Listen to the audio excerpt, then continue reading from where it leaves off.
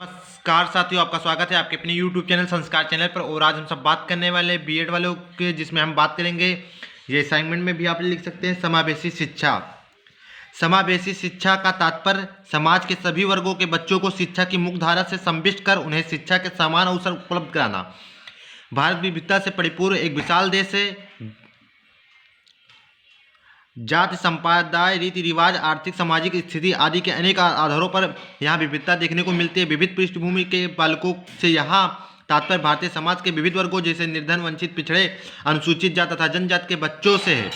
भारतीय समाज के निर्धन, पिछड़े, अनुसूचित जाति एवं अनुसूचित जनजातियों का साक्षरता दर सामान्य वर्ग से काफ़ी कम है। इन वर्गों को उद्धार के लिए यह आवश्यक है कि इनके बच्चों को सामान्य वर्गों की तरह शिक्षा के अवसर उपलब्ध कराए जाएं। समावेशन का तात्पर्य है कि इसमें विकलांग बच्चों को सामान्य बच्चों के साथ शिक्षा दी जाए। यह समावेशन एक संकुचित अर्थ है। वास्तविकता के समावेशन केवल विकलांग लोगों तक ही सीमित नहीं है, बल्कि इसका अर्थ किसी बच्चे को वंचित न होना भी है। समावेशी शिक्षा की विशेषताएं। समावेशी शिक्षा कक्षा में विविधता को प्रोत्साहित करती है, जिससे सभी संस्कृतियों के साथ मिलकर आगे बढ़ने का समुचित अवसर मिलता है। समावेशी शिक्षा के अंतर्गत सभी विशेष शैक्षिक आवश्यकता वाले विद्यार्थियों को विद्यालय में प्रवेश को रोकने की कोई प्रक्रिया नहीं होनी चाहिए। समावेशन के नीति की प्रयोग स्कूल और सारी शिक्षा व्यवस्था में व्यापक रूप से लागू किए जाने की आवश्यकता है।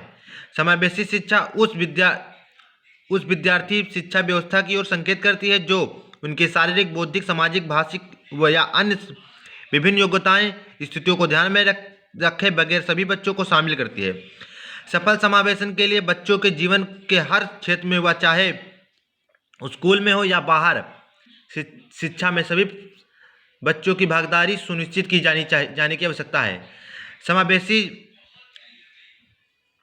शिक्षा में शिक्षक के सामाजिक आर्थिक स्तर की अधिक महत्व नहीं है, इसमें सर्वाधिक महत्वपूर्ण है बच्चों के प्रति उनकी संवेदनशीलता, विद्यार्थियों के लिए उसका लगाव और धैर्य, विद्यार्थियों की अक्षमता का ज्ञान। पृथक समाजातीय समूहों के व्यक्तियों के प्रति बच्चों की अभिवृत्ति साधारणतः उनके अभिभावक की चित्तवृत्तियों पर आधारित होती है। इसके लिए इनके समावेशन हेतु आवश्यक है कि शिक्षकों में पर्याप्त धैर्य शक्ति हो, तभी होगा जब वो उनके प्रति लगाव महसूस करेंगे।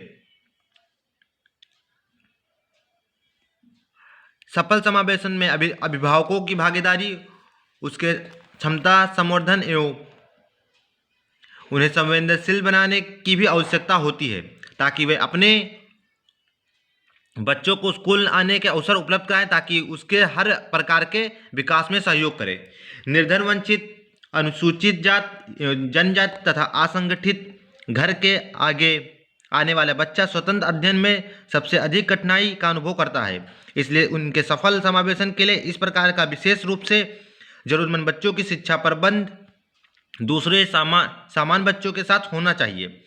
समावेशी शिक्षा का उद्देश्य। मनोवैज्ञानिक ने समावेशी शिक्षा के लिए निम्नलिखित उद्देश्य बताए हैं।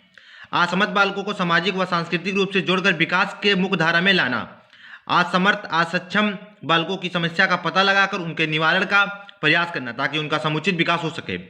बालकों में जागरूकता एवं उत्सुकता की भावना का विकास करना, ताकि वे प्रखर बन सके।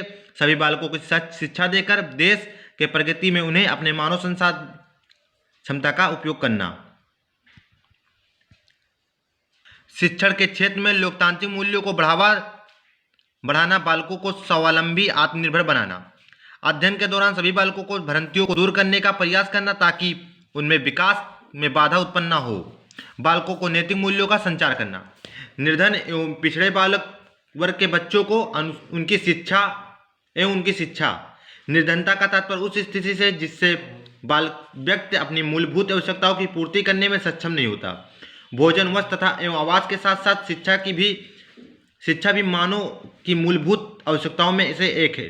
निर्धन परिवार अपना पेट ठीक से नहीं भर पाता तो अपने बच्चों के लिए शिक्षा की व्यवस्था कहाँ से करेगा। निर्धनता का कुप्रभाव ईश्वर के बच्चों पर पड़ता है।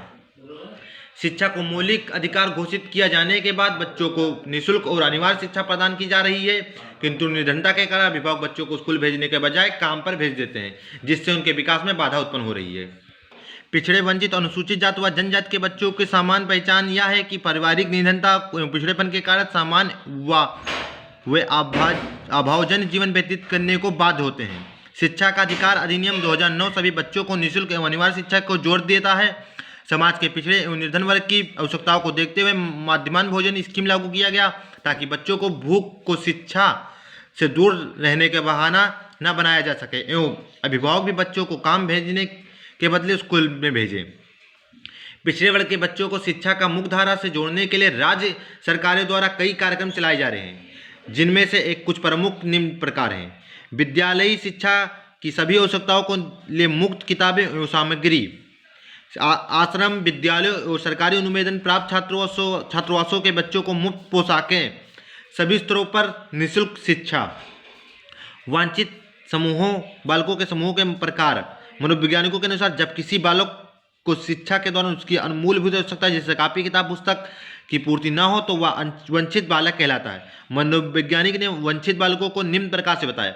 अनुसूचित जाति या जनजाति के बालक या SC/ST चिल्ड्रेन सामाजिक भेदभाव यानी छुआछूत के कारण सामाजिक गतिशीलता व विकास से वंचित हो जाते हैं। आर्थिक दृष्टि से वंचित बालक वह समाज में आर्थिक समानता होने के कारण उनमें गरीबी का सामना करना पड़ता है। इसका बालकों की शिक्षा पर प्रतिकूल प्रभाव पड़ता है। अधिगम अयोग्यता वाले बालक वे बालक होते हैं जो अधिगम संबंधी गंभीर समस्याओं से ग्रसित होते हैं।